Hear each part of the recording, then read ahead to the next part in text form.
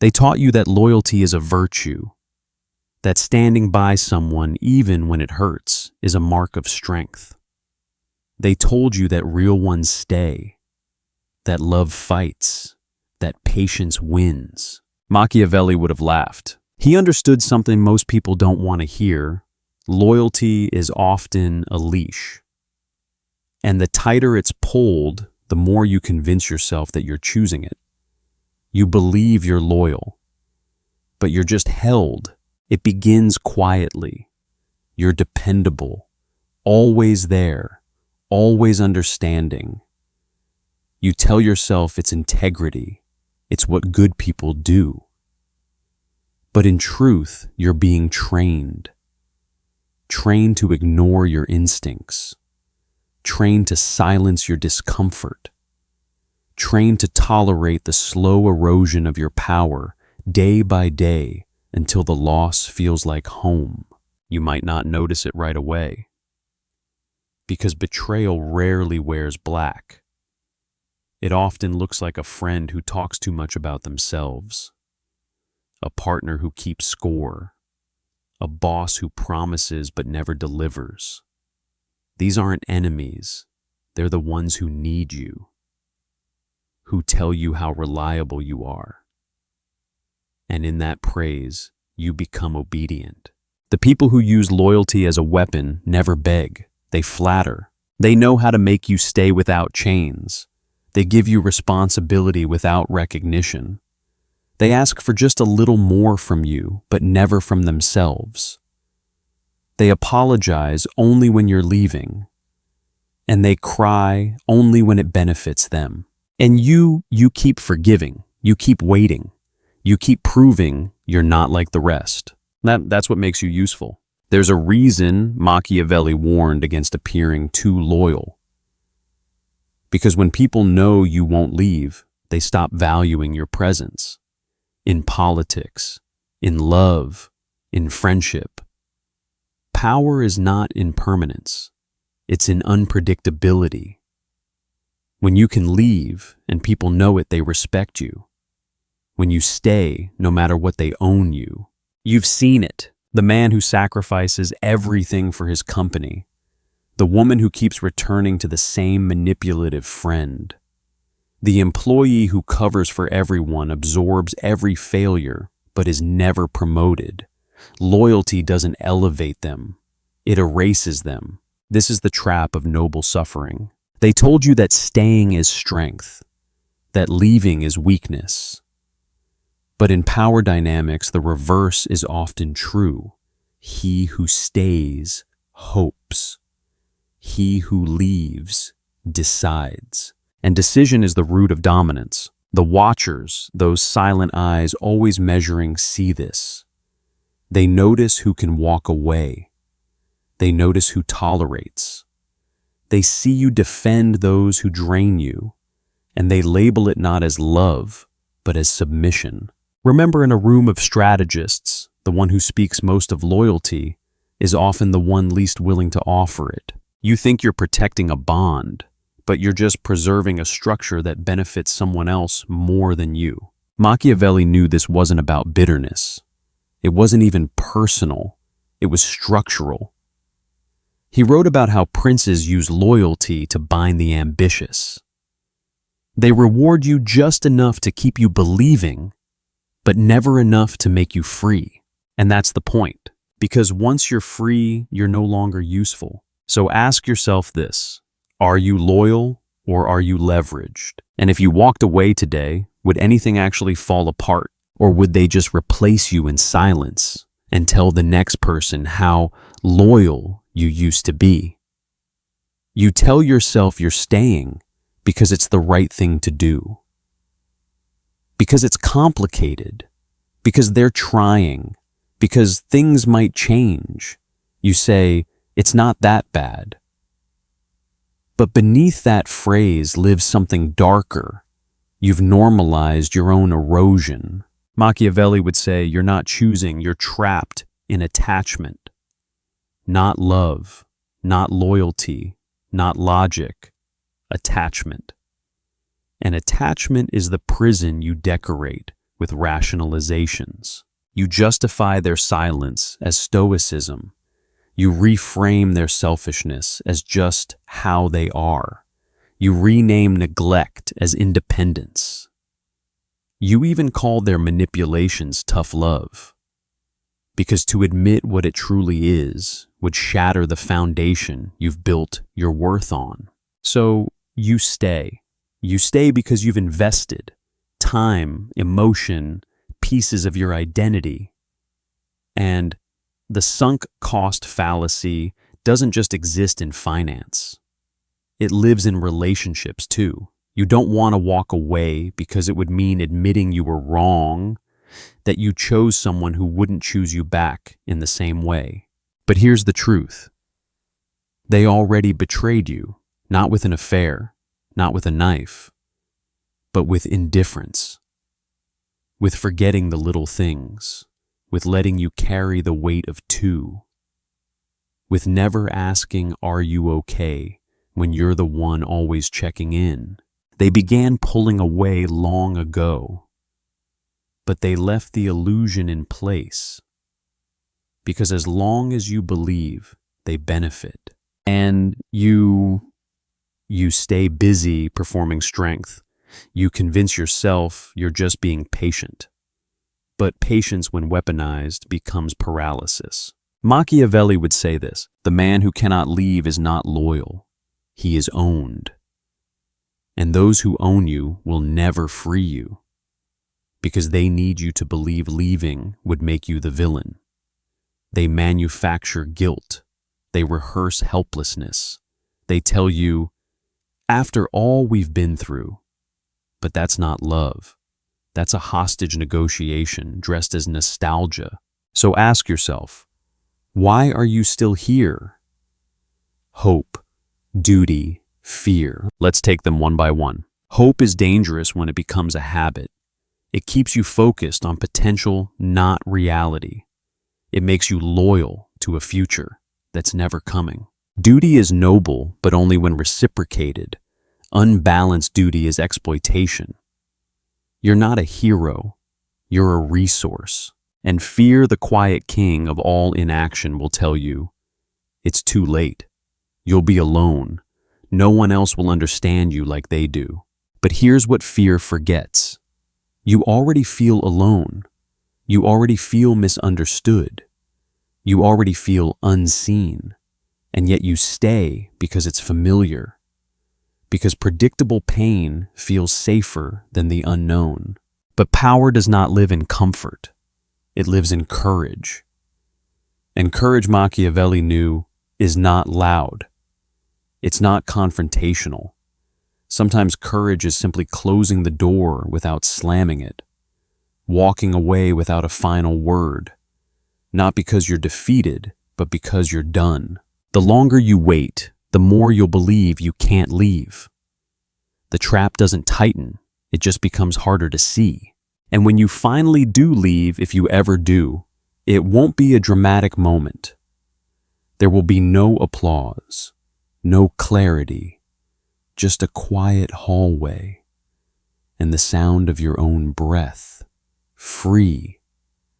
You think betrayal happens when they walk away, when they ghost, when they cheat, when they finally say the thing that confirms your worst fears. But Machiavelli would correct you. Betrayal begins long before departure.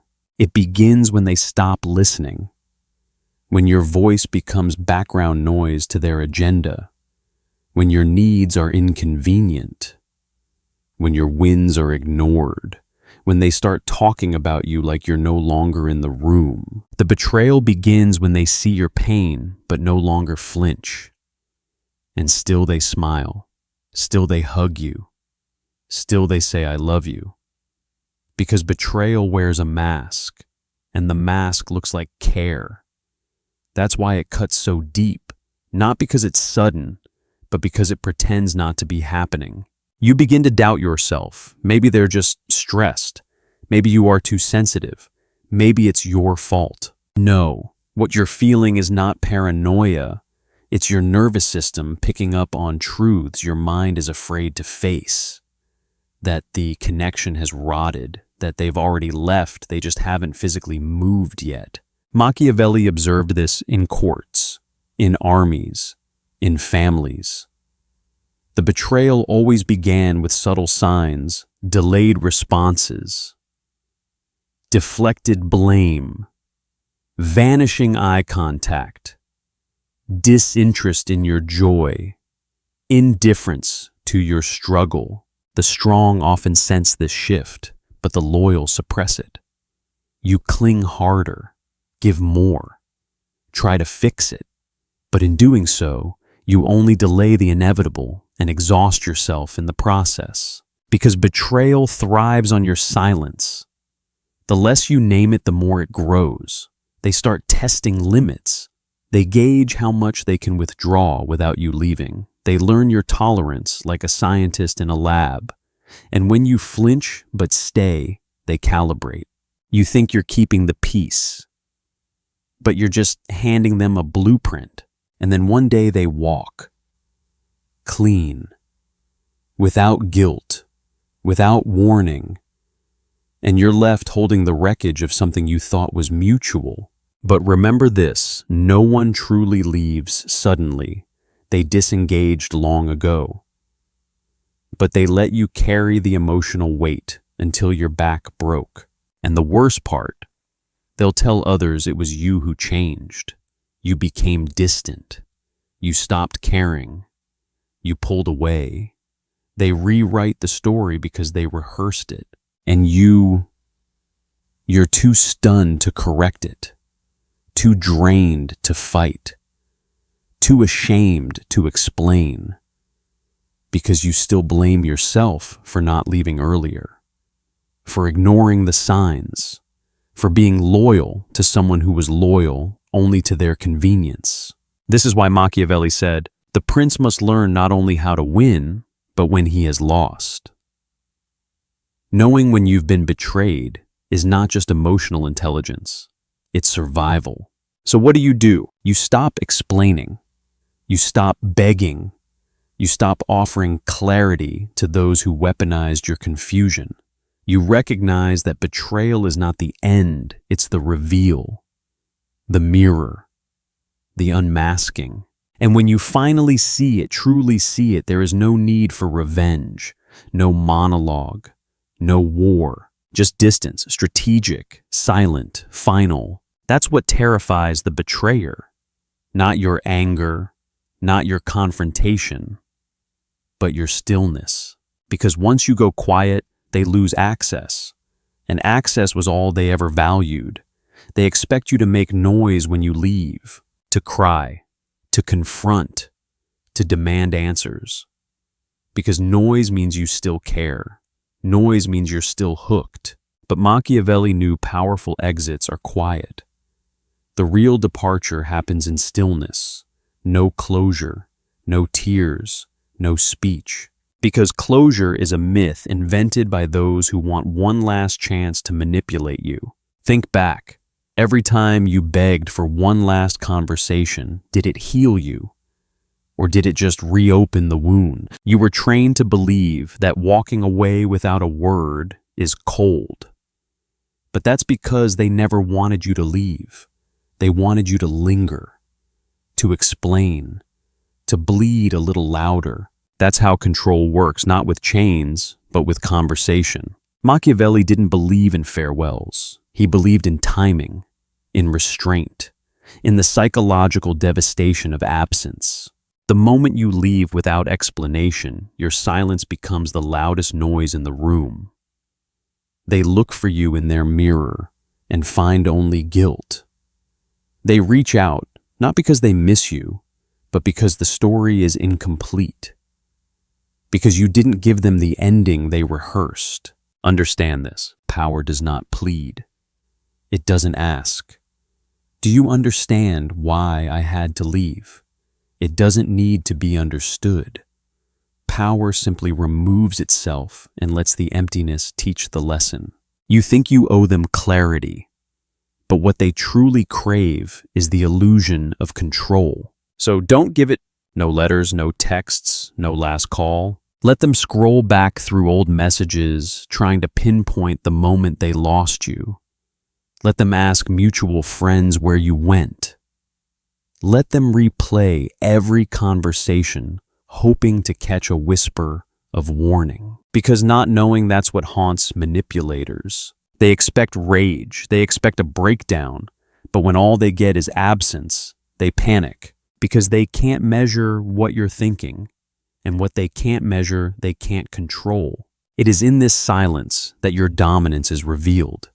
Because you've made the ultimate move, you've denied them the performance. They don't get to be the villain or the victim. They get to be irrelevant. And irrelevant is worse than hated. Machiavelli warned, a man who is hated may still be feared, but a man forgotten, that is his true end. The art of the cold exit is not about cruelty.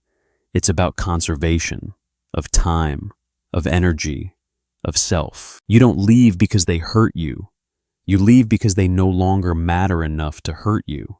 That's the pivot, from reaction to removal, from wounded to untouchable, from participant to phantom. Because the one who leaves quietly is not running away.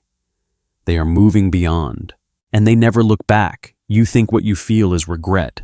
You call it that because it's sharp, because it wakes you up at 3 a.m., because it loops old conversations in your head like broken film. But Machiavelli would call it something else entirely. Regret is often just withdrawal from a drug called self-betrayal. You weren't mourning them. You were mourning who you became for them. All the versions of yourself you edited to stay lovable. The silences you swallowed, the truths you ignored, the dignity you bartered for one more ounce of validation, that ache in your chest. That's not regret. That's clarity. And clarity is cruel because it arrives after the damage, not before. But don't mistake cruelty for a curse. Clarity is your ally now. It's what lets you see the trap in the door. And for the first time, you realize the cage was never locked.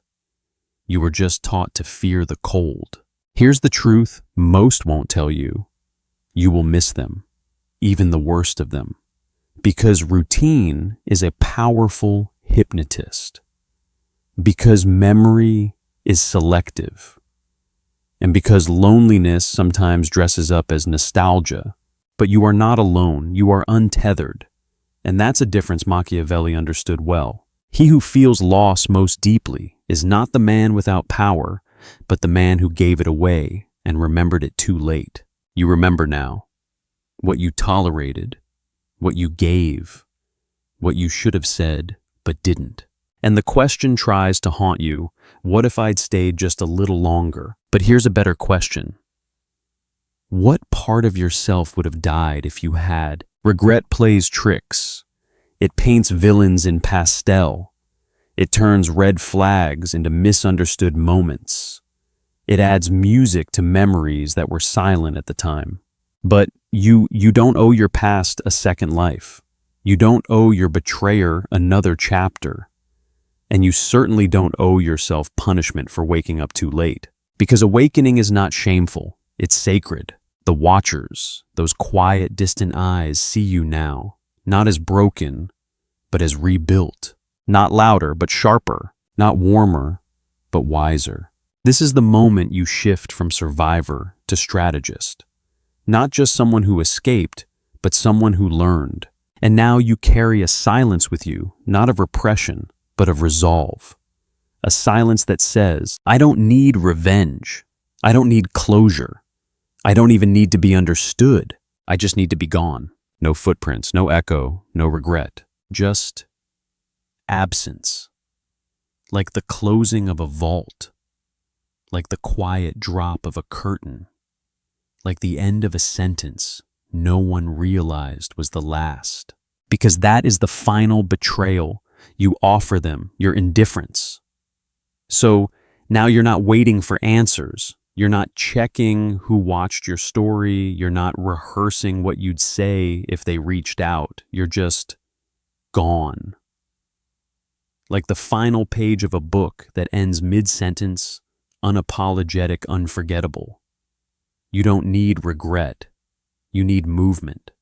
And now you have it. If this story echoed something in you, share it with someone who needs to hear it. Comment below. Tell me how you knew it was time to leave. And if you want more truths dressed in shadows, subscribe. Your mind will thank you. Eventually.